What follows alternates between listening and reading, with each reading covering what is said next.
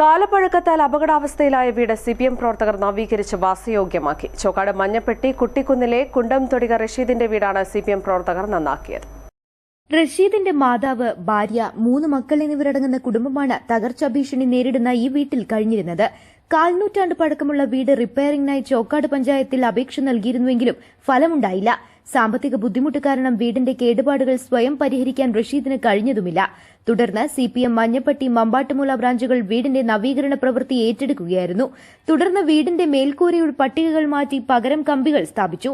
ചുമരുകളിലെ ചെറിയ കേടുപാടുകളും പരിഹരിച്ചു. CPM Chokkad local secretary K T Mujeeb, local committee അംഗങ്ങളായ K Raneed, V M Rasheed, N Aslam, T Sudhakaran, E Muhammad എന്നിവർ പ്രവർത്തനങ്ങൾക്ക് നേതൃത്വം നൽകി. News bureau, Kalikavu.